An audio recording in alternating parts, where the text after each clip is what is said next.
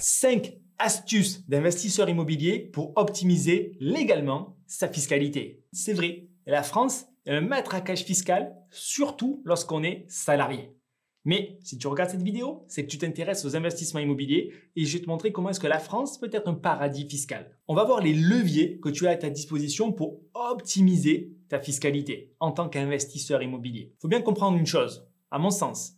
L'erreur que j'ai faite au début, c'était de vouloir payer moins d'impôts. C'est pour ça que j'ai fait des programmes de défiscalisation qui au final m'ont lié à mon CDI. Je devais continuer à travailler pour payer mon économie d'impôts. Alors qu'en réalité, la bonne question, c'est comment générer des revenus complémentaires qui me permettent de ne pas payer d'impôts ou ne pas payer plus d'impôts. Première astuce, en tant qu'investisseur immobilier, tu as plusieurs options, plusieurs régimes à ta disposition. Tu vas devoir prendre les régimes qui te permettent d'être au réel. D'accord? C'est-à-dire prendre les charges réelles de ton activité et d'utiliser l'amortissement pour arriver à un résultat comptable négatif et donc ne pas payer d'impôts. Ces régimes, ils sont nombreux. Tu as le loueur meublé non professionnel, loueur meublé professionnel, les SCI à l'impôt sur les sociétés, les SARL de famille, ok? SAS, il y en a plein. La deuxième astuce que tu dois comprendre, c'est que les travaux vont te permettre non seulement d'avoir le meilleur appartement de la ville, rénové, sans problème de maintenance pour les prochaines 10 années, mais aussi de choisir la fiscalité qui va t'intéresser. Et donc, d'amplifier ce phénomène d'amortissement. La beauté des travaux, c'est que lorsque on les fait financer en même temps que l'achat d'un bien immobilier, ils sont financés aux mêmes conditions bancaires que le crédit immobilier. Alors que si on les fait plus tard, parce qu'on achète un bien déjà loué par exemple, c'est un prêt travaux qui va être applicable. On veut des biens avec des travaux dès le début, d'accord? Pour bénéficier des meilleures conditions financières avec des taux axés sur des conditions de crédit immobilier et de pas pré-conso, pas pré-travaux.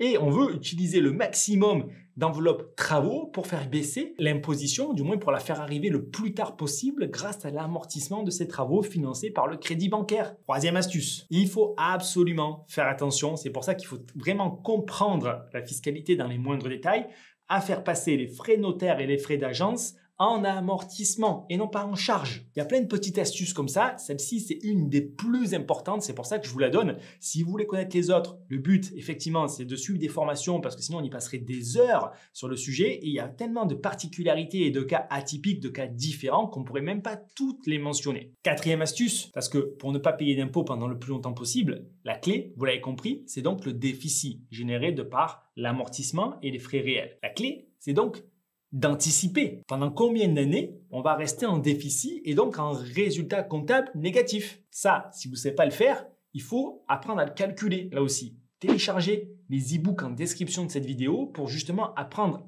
comment marchent ces calculs-là et quelques autres astuces comme je viens de le mentionner. La dernière astuce, qui est pour un niveau plus avancé, va être l'utilisation d'une holding. Ok, quand vous allez avoir plusieurs activités entrepreneuriales, pas forcément au début lorsque vous êtes salarié, mais la holding, elle vous permettra de mutualiser les déficits d'une entreprise et d'une autre et d'utiliser les résultats positifs pour les faire investir dans une autre société en minimisant l'imposition. Ces 5 astuces sont totalement légales. C'est juste maîtriser l'optimisation fiscale pour minimiser l'impôt pendant le plus longtemps possible. Pour apprendre à faire la même chose, le plus simple, c'est potentiellement d'aller sur notre site internet et réserver un rendez-vous avec un des conseillers de notre équipe. On vous expliquera les stratégies d'investissement à haute rentabilité que vous avez à votre disposition pour vous aussi investir dans l'immobilier et vous constituer un patrimoine solide et très rentable pour augmenter, compléter vos revenus et sécuriser votre avenir. C'est pour ça que, pour conclure,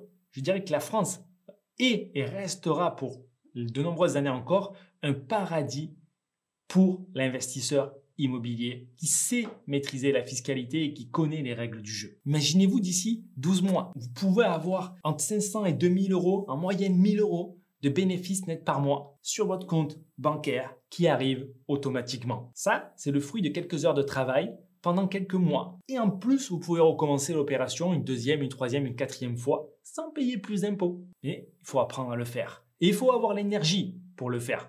Nous, on peut vous apprendre à le faire, mais vous devez toujours avoir l'énergie. Vous pouvez aussi nous déléguer la mise en place de ce projet. Et pour ça, on se fera un véritable plaisir que de le mettre en place pour vous, à vos côtés.